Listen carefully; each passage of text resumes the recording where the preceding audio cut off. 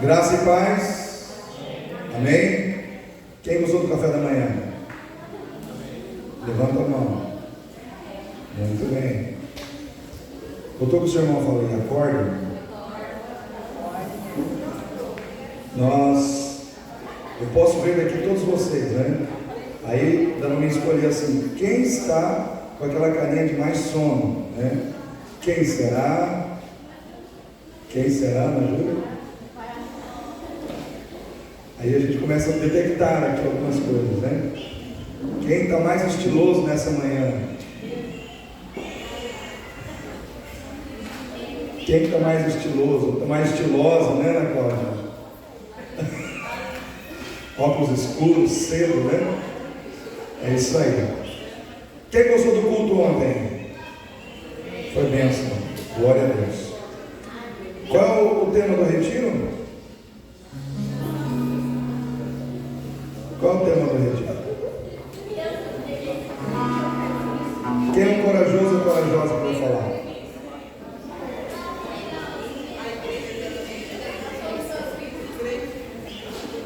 A primeira palavra eu vou dar uma dica. Começa com D e termina com desafios. Fala aí, Lawane. Eu já dei uma dica, né?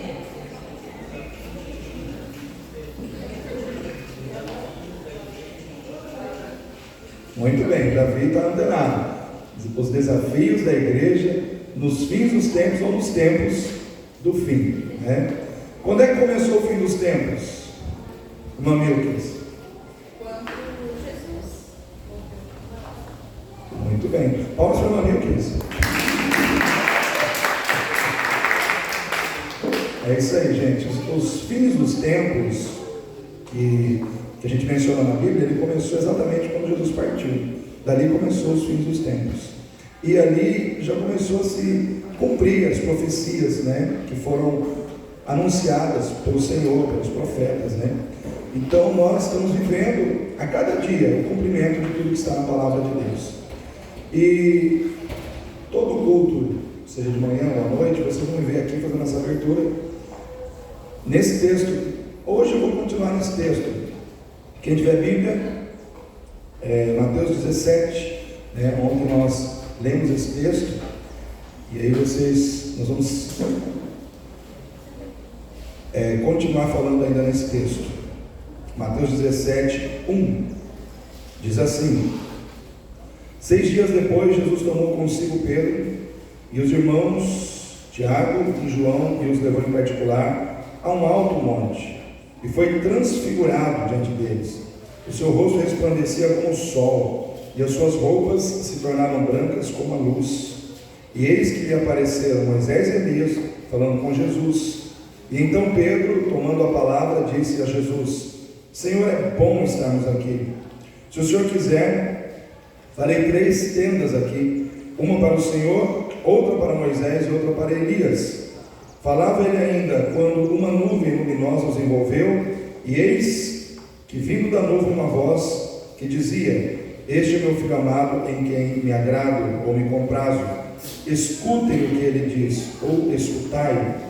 Ao ouvirem aquela voz, os discípulos caíram de braços, tomados de grande medo, de bruços, tomados de grande medo. Jesus aproximou-se, tocou neles, dizendo: Levantem-se e não tenham medo. Então eles levantaram os olhos e não viram mais ninguém, a não ser Jesus.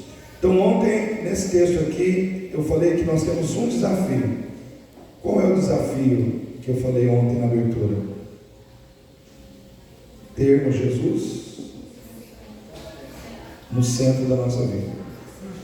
Esse texto aqui mostra que toda a atenção estava voltada para Jesus. Moisés, que representa a lei, Elias, que representa os profetas, estavam ali para dizer que Jesus é a fusão perfeita do cumprimento da lei e dos profetas. Tudo está em Jesus. O próprio Pai se manifestou ali dizendo: Esse é meu filho. Então, toda a atenção nele, tudo se cumpre nele, tudo está nele. Ele é o centro. E um dos grandes desafios da igreja é, hoje, para cada um de nós como crentes, é termos Jesus no centro da nossa vida. Então, é fazermos com que a nossa vida gire em torno de Jesus. nosso pensar, nosso agir, nossos propósitos, nossas metas, nossa maneira de viver, a maneira como nós nos relacionamos com as pessoas, a nossa vida conjugal, enfim, tudo deve girar em torno de Jesus. Então esse foi o primeiro desafio que eu falei nesse texto ontem. E hoje, em cima desse texto, eu quero falar sobre um outro desafio, que eu entendo que é tão importante quanto o primeiro, que é conciliarmos vida de consagração, presta atenção, vida de consagração com vida de missão. Uma coisa é você consagrar a sua vida a Deus, a outra coisa é você fazer da sua vida um instrumento nas mãos de Deus. Estar no retiro, estar afastado do mundo, estar afastado de tudo que está acontecendo lá fora, de pecaminoso, isolar-se, como nós estamos aqui num ambiente exclusivo e separado para nós, para estarmos em contato com Deus e uns com os outros, é um momento de consagração, sim ou não? O que é consagrar? É você se dedicar, é você colocar a sua vida de uma maneira muito mais intensamente dedicada a Deus. É buscar com mais intensidade, é dedicar a sua vida ao Senhor. O momento da consagração é importante porque ele nos revigora, ele nos renova, ele nos fortalece. Quando nós estamos consagrando a nossa vida, nós estamos nos fortalecendo na fé, estamos nos enchendo de Deus, do poder de Deus, da presença de Deus, dos dons do Espírito Santo. Isso é maravilhoso. Eu imagino que quando Jesus levou ali para cima Pedro, Tiago e João, eles fizeram meio que um retiro espiritual lá em cima, esqueceram de tudo que estava lá. E aí o que aconteceu? A glória de Deus se manifestou-se ali situações tremendas, extraordinárias. E eu penso que quando a gente se consagra ao Senhor e a gente vai a um lugar com um propósito específico de buscar a Deus, coisas extraordinárias acontecem. Amém? Coisas extraordinárias acontecem. O sobrenatural de Deus se manifesta sobre as nossas vidas. E Pedro ficou tão impactado que ele não queria sair dali. Senhor, vamos fazer umas tendas e vamos ficar aqui. Isso representa a vida de consagração. É aquela situação que desperta o nosso coração a não querer sair da presença de Deus. É aquela situação que desperta o nosso coração a querer ficar com Deus, ficar adorando ao Senhor. Só que Jesus disse: nós não podemos ficar aqui, nós temos que descer. Por quê, irmãos? Porque tudo que nós recebemos da parte de Deus só tem sentido quando a nossa vida serve o propósito de trazer a bênção de Deus a quem está sofrendo. Porque lá embaixo daquele monte tinha um jovem tomado por um demônio, e aquele demônio lançava aquele jovem na água, no fogo, e tinha um pai desesperado. E Jesus, ele sabia que eles tinham que descer de lá para resolver aquele problema. Isso é vida de missão. Consagração de vida só tem sentido quando a gente entende que a gente tem que pegar tudo aquilo que a gente recebeu e fazer daquilo um instrumento para conduzir e levar a bênção de Deus aonde Deus quer se manifestar, onde Deus quer demonstrar ali a sua glória, o seu poder. Estarmos aqui é maravilhoso, mas lá fora tem gente doente, sim ou não? Lá fora tem gente aprisionada por cadeias malignas, sim ou não, irmãos? Tem gente que precisa de libertação. E sabe quem Deus vai usar para libertar? Vou dar uma dica. Você olhou para essa pessoa no espelho hoje. É você, é eu, somos cada um de nós que estamos aqui. Fala para o seu irmão assim: Deus vai te usar. Nós temos que conciliar vida de consagração com vida de missão, porque nós não temos apenas uma vida para ser consagrada, nós temos uma vida para ser usada por Deus. Deus quer nos usar, Deus quer fazer de nós um canal de bênção, de cura, de restauração na terra. E um dos grandes desafios da igreja é conciliar teoria da vida cristã com prática da vida cristã. É gostoso a gente receber, sim ou não, irmãos? É gostoso você ser alimentado pela palavra de Deus? Quem foi alimentado ontem aqui? A ministração do pastor Luiz. Deus falou muito comigo sobre a unidade. É gostoso a gente receber tudo isso, mas a gente não pode só ficar recebendo. A gente tem que compartilhar. O crente ele não pode ser um lago de água parada. Ele tem que ser um rio de água corrente. O que você recebe tem que passar por outras vidas, tem que chegar a outros lugares. Nós precisamos entender que não basta a gente conhecer, a gente tem que praticar. Não adianta você saber tudo sobre misericórdia e não exercer misericórdia. Não adianta você saber tudo sobre perdão. Pastor, eu sei tudo sobre perdão, mas você perdoa? Gente, eu já conheci crente que tinha uma dificuldade tão grande de perdoar. Eu lembro de um crente uma vez que eu li aquele texto que Jesus disse assim: se não perdoardes os vossos irmãos as vossas ofensas, o Senhor também não vos perdoará as vossas ofensas. Esse irmão ele ficou tão incomodado porque ele tinha uma dificuldade tão grande de perdoar. Ele falou assim, bateu a mão e falou: pastor, eu não consigo perdoar. Eu falei: mas você precisa perdoar, porque você está em Cristo, Cristo está em você. Você recebeu a Cristo, ele falou: recebi. Então você recebeu um perdão que lhe foi dado por graça. Você não merecia esse perdão, mas ele foi dado a você. Então você também precisa perdoar do mesmo jeito. Entender os mistérios de Deus coloca sobre nós uma responsabilidade de praticarmos aquilo que nós aprendemos. Vida de consagração precisa estar conciliada com vida de missão. Eu tenho uma missão, você tem uma missão. E essa missão na essência, é viver em Cristo, é deixar Cristo viver em nós, através de nós. Hoje pela manhã Deus tem uma palavra impactante para nós, através da Ilana, que está aqui, né? Ela é psicóloga, e o Senhor vai falar conosco sobre uma questão assim muito delicada, né? Que é a sexualidade. E hoje a sexualidade ela tem sido algo tão sério no nosso mundo, que é uma questão que envolve política, que envolve cultura, que envolve comportamento, que envolve educação nas escolas. A questão da sexualidade hoje é tão séria, né, que até muitos teólogos estão sendo tentados a cair no erro, porque a opinião pública muitas vezes está se tornando mais forte do que a verdade bíblica em muitos corações.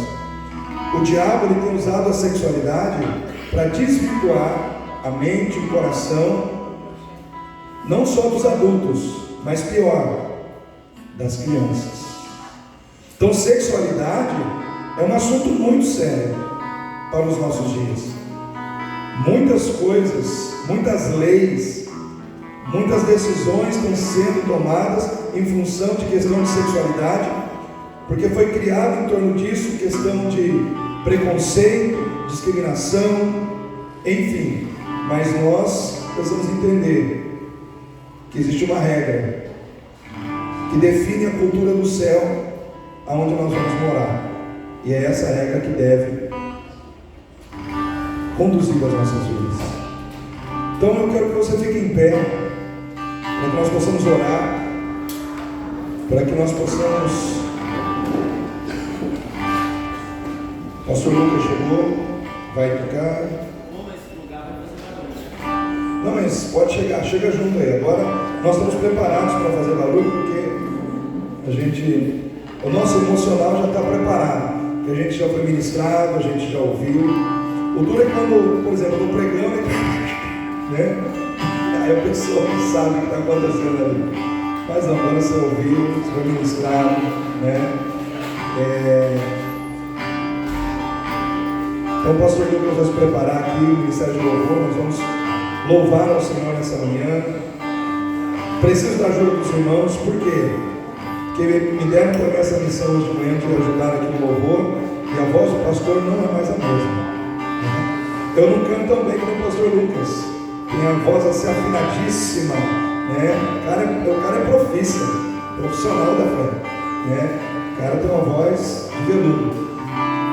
mais nós vamos louvar a Deus, né? Feche seus olhos, vamos entrar na presença do Altíssimo. Ele é Senhor das nossas vidas.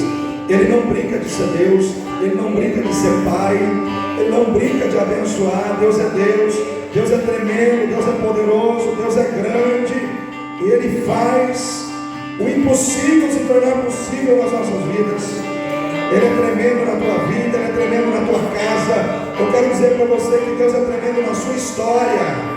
A sua história, ela está sendo cuidada por Deus. Deus está cuidando da história da sua vida.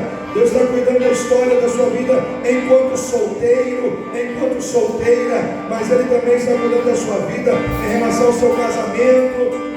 Você não casou ainda, mas Deus já está organizando isso para você. Deus já está trabalhando nessa situação para você. E você estar aqui hoje faz parte do processo. Porque é um processo com Deus, é um processo na presença de Deus.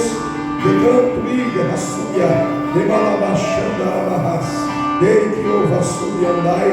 Deus de glória, em nome de Jesus, Deus, nós te somos gratos por estarmos nesse ambiente, neste local de adoração, de culto, para dedicar ao Senhor, ó Pai, a nossa adoração, para colocar as nossas vidas diante do Senhor, para pedir ao Senhor todo o direcionamento que nós precisamos, Pai, para vivermos lá fora, como o Senhor precisa que nós vivamos.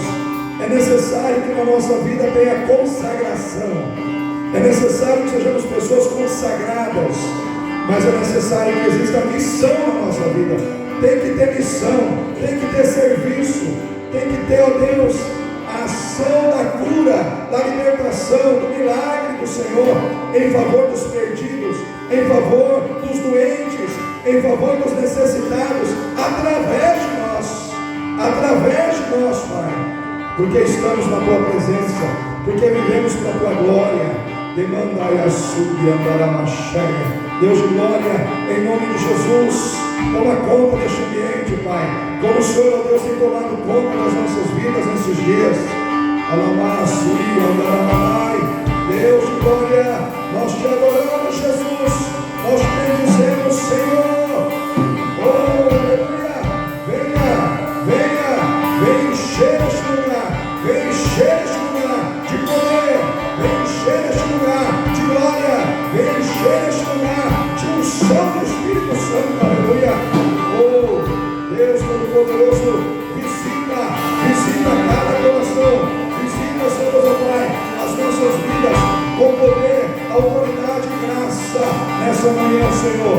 Que a tua vontade prevaleça sobre toda vontade que se levanta contra, ó Deus, aos teus propósitos nesse lugar. Ó Deus, leva cativo todo entendimento, ó Deus, debaixo do senhorio de Jesus neste lugar. Pai, em nome de Jesus, nós pedimos o teu agir, nós pedimos o teu trabalhar em nossas vidas, ó Pai, hoje, nessa manhã, à noite, ó Deus, nos dias que ainda estaremos aqui, nós entregamos tudo a Ti em oração, Pai, em nome do Senhor Jesus. Amém. Dê uma salva de palmas para o Senhor.